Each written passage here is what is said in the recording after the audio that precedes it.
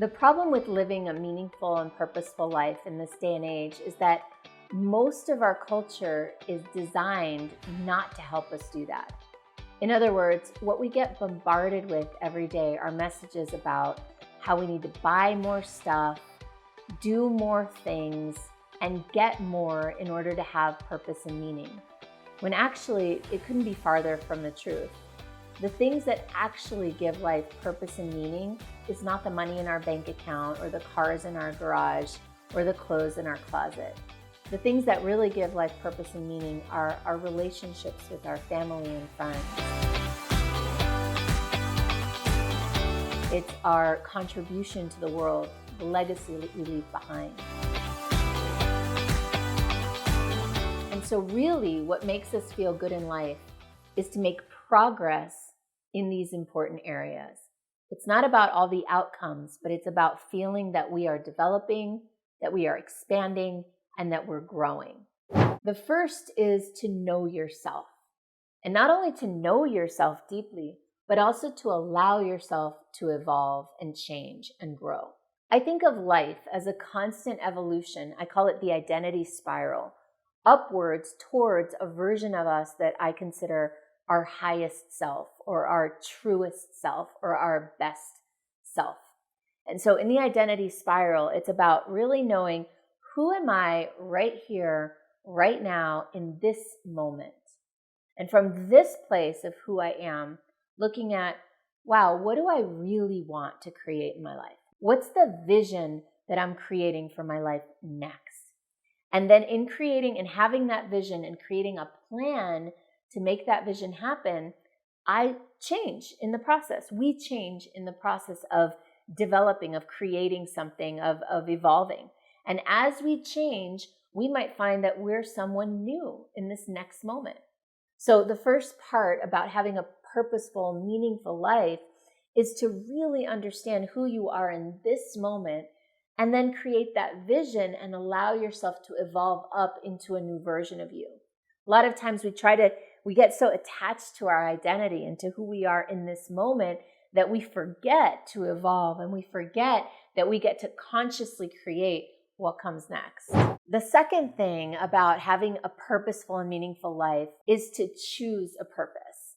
Now, I use the language choose very intentionally because I hear people say, and I used to say things like, oh, I haven't found my purpose yet. I don't know what my purpose is. I wish I knew what my purpose was.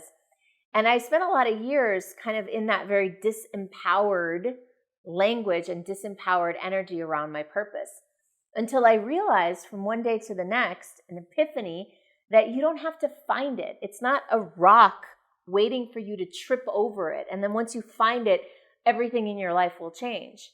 Your purpose is something you can choose in any moment. And because you can choose it in any moment, you can change it if you need to. So finding a purpose, or rather choosing a purpose right now, is step 2. Even if you don't see that maybe it's not the purpose that you want for the rest of your life, or you're like, well, it's not quite it.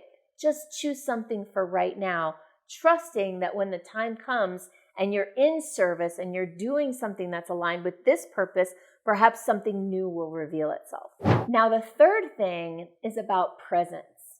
I've done so much personal development on myself in the last few years. And one of the themes that comes through again and again, everything from Buddhism to psychotherapy to psychosynthesis to coaching, every single philosophy has some version of being present, be here now, getting connected to the present moment instead of living in the future or the past. We get so caught up sometimes having anxiety over what has already happened, what we cannot change, or what is going to happen that we want to try to control and manage, and we forget to be present in this moment. One of the best ways that I can recommend you do that, if you don't already, is to meditate. I have a video about how to start a meditation practice at home for beginners. I'll link to it here, and I highly encourage it if you don't already have a meditation practice. It is one of the most profoundly transformational practices that you can have in terms of helping you come back to the present moment and be here now. Sometimes we think about purpose and meaning as having only to do with our head or our heart. But one thing that I've discovered is that your body is a big part of this. Your body is a feedback system, and it's integrated with your mind and your heart. So if you can be on purpose, clear about what your vision is, what you're creating in the world, you can feel super excited and passionate about it. But if your body is exhausted or sick, it's going to be harder to feel that joy of the purpose and meaning that you're creating. So one of the things to really focus on is your life force energy. Your life force energy is what I refer to as everything having to do with your physical and physiological well-being. How well you're sleeping, how well you're eating, are you moving your body? So making sure that you're having the opportunity to keep your body as a part of this game that you're playing of life. Like to honor the body, to treat it well, to take care of it, and recognize that it's an integral part of this life journey. And if you're feeding it sugar and sodas and candy bars and things like that, it's going to keep your energy level lower than if you're feeding it really, really good fuel. So take care of yourself and recognize that your body is going to support your mission and your experience in the world. And finally, one of the things that I've observed a lot in myself and in others is a lot of times when we want to live a purposeful and meaningful life, we shut down or we avoid anything that's not pretty or anything that doesn't feel good. We think that it's wrong or bad to have disappointment, to have anger, to have frustration. And we try to block out one whole side of the emotional spectrum because we want to live a life of purpose and meaning. The thing about life, though, is that all emotions are part of it. In fact, I have a whole video on what are the importance of the emotions in life. And I highly recommend watching that video because it talks about this in a much deeper way. But just to give you an overview, essentially, in order to have purpose and meaning in life, we have to feel all of it. We have to feel the pain of it.